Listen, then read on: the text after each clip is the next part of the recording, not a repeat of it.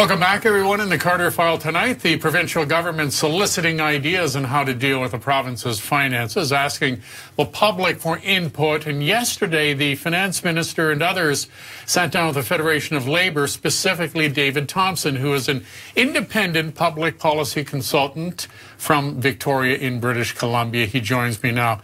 Mr. Thompson, you met with high-ranking officials of the government yesterday. They were all ears. What was your message to them? I think our big message was take a breath. There is a problem here, but it can be managed. It's not something that should make the government panicky, and it's not something that should cause the government to make other people panic. Certainly there is a deficit, and certainly it needs to be reduced, but there are ways to do that that aren't as destructive. All right, when you say as destructive, what are some of the destructive ways you can lower the deficit? Well, big job cuts. If you're going to cut the public service, you're going to have job losses in the private sector. Those job losses are going to trickle through the economy. Everything's connected in the economy. It's not two separate worlds. And so we crunched some numbers, and if there's a 3% budget cut, you're looking at 3,500 layoffs in the public and private sector. That's an underestimate because we're not including all the induced employment losses.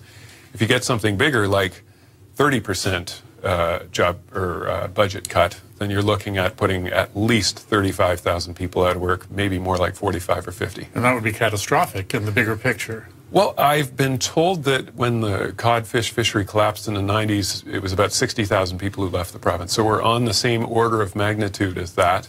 Not quite as big, perhaps, but you're certainly looking at something that would create a recession or prolong a recession.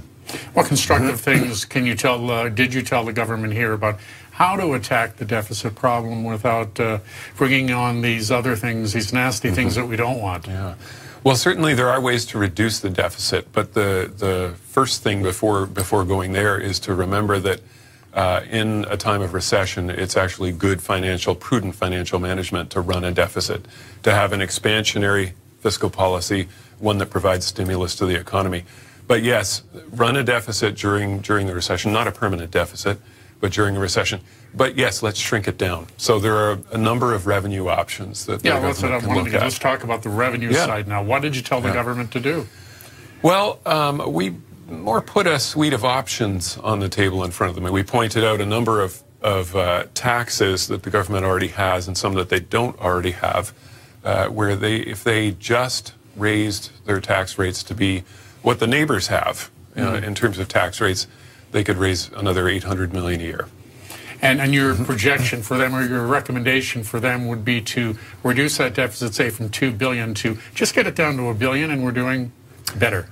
Better, and as the finance minister said, this problem was created over a number of years. It's going to take a number of years to solve it. But these tax adjustments that could be made to bring Newfoundland and Labrador up to the neighbors' level could be done right away.